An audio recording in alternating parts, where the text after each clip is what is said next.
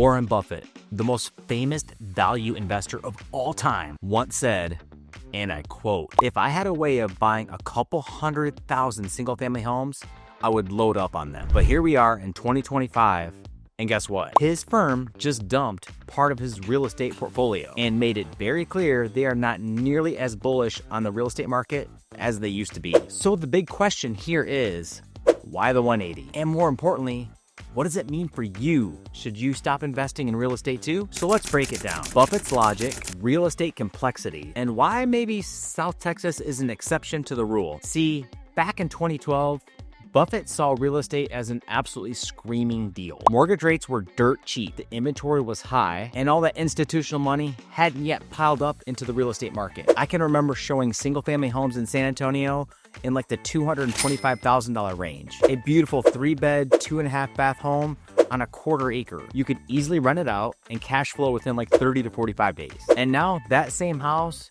easily goes for over $350,000. And the rent, yeah, that's gone up for sure too, but just not at the same pace. That's part of Buffett's logic. The easy money phase of real estate, it's over, not at least on paper. See, Buffett's team is making the case that real estate just isn't as compelling as an investment anymore. And the ROI doesn't justify the hassle that it takes to acquire the real estate. Now, I want to be clear.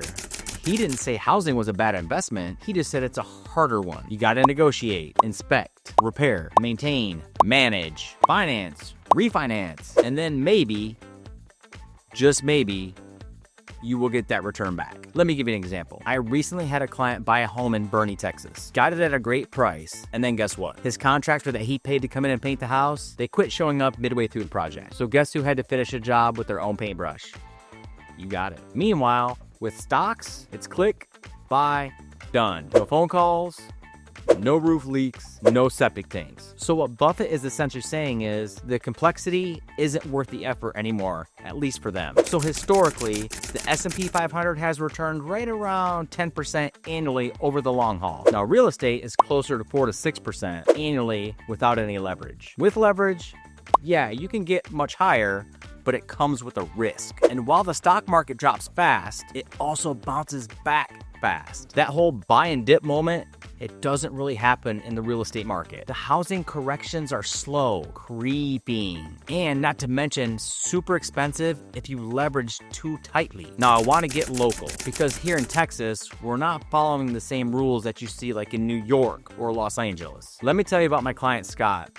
Just relocated from California here to the New Braunfels, Texas area. We closed on a 2,400 square foot custom home on acreage for under $600,000. His appraisal came back, he's already up $40K in equity, and he gets to rent the detached casita that came with it to traveling nurses. No joke. So obviously Scott will tell you that real estate can lead to freedom if you do it right. But Buffett does agree on this point. Real estate gives you utility. You can live in it, you can rent it, or you can even pass it along to your kids when you die. And honestly, stocks really don't keep you warm at night. Your Roth IRA doesn't have a porch. Plus, when inflation hits, and it has, your mortgage doesn't change. That fixed 4.75% rate, it's locked in. That's why home ownership is such a great hedge against inflation. Not just for the returns, but for the stability. And Buffett's not wrong about liquidity. If you need cash fast, real estate is like a cruise ship. You've got to list it, clean it, stage it, show it, negotiate it, and then wait 30 to 45 days for it to close. That's why I advise my clients to have short-term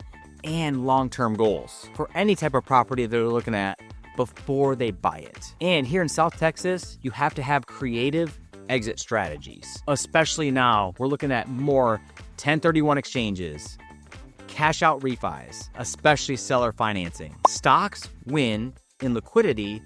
However, real estate wins in optionality if you know how to use it. So, should you follow Buffett's lead? Well, I would tell you absolutely if you are looking to trade real estate like stocks. But right now, probably not the best time to do that. But if you're looking at building long-term wealth, especially here in Texas, there is still so much opportunity for you. Look, let's be real. Buffett is playing a billion-dollar game. People like you and me, we're playing a generational one.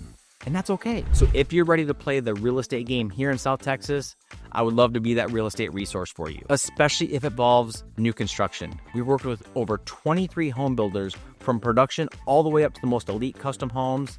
We got your back and we know how to make sure you get the best ROI in any type of home you're looking at buying. So what do you think you're gonna do? Are you gonna follow Buffett's lead or are you gonna go your own way? Leave me a comment below. And if you're interested more in new construction, I've got a video right here, the top 10 trends for new construction in 2025.